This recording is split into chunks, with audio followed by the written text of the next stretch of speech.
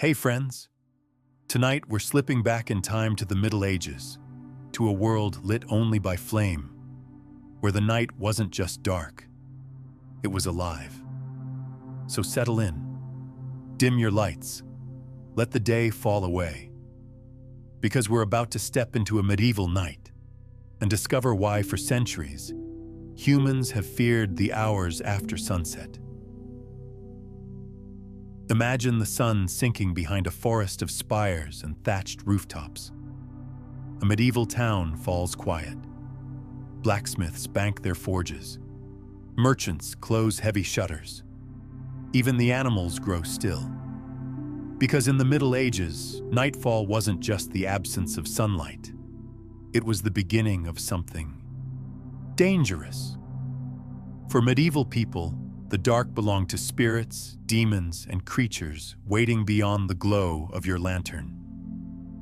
The moment dusk arrived, so did the stories. Tales of witches flying through moonlit skies, spirits of the dead drifting between the living, wolves lurking beyond the village walls, eyes glinting like coals. And so, when the sun set, fear woke up. Let's step inside a medieval bedroom. No soft beds or quiet corridors here. Instead, you're in a single room with your family, or your entire household. There's the creak of wooden beams overhead, the hiss of embers in the hearth. People slept lightly, because night was when troubles came. It might be thieves slipping through alleys, or a sudden fire sparked by a fallen candle. But for many, the greatest fear was what couldn't be seen. Medieval people believed evil spirits could slip inside while they slept, so they hung charms over the bed. Dried herbs like rue or St. John's wort. Crosses scratched into wooden door frames. Some even slept clutching knives under their pillows, convinced it would protect them from unseen enemies. And then, there was the nightmare. We use that word today for any bad dream, but in the Middle Ages, the nightmare was real. A creature that crept into your room, perched on your chest, and crushed the breath from your body.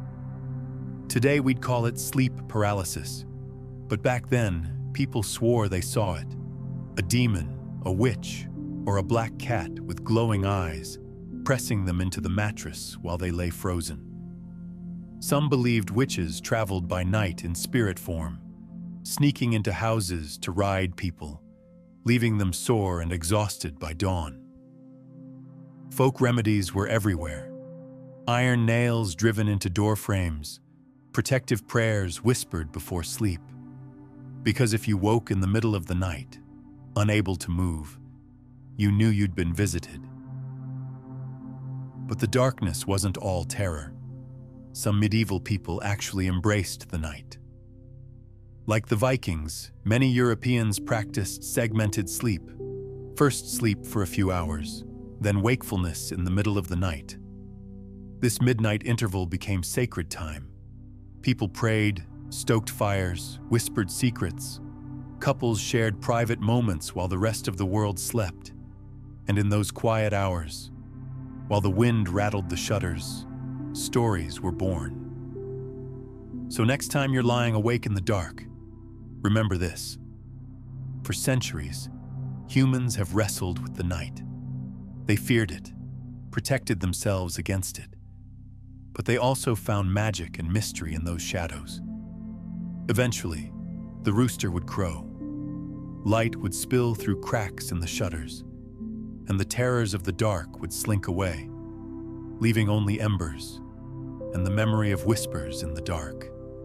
Sleep well, friends, and may your night bring only quiet dreams.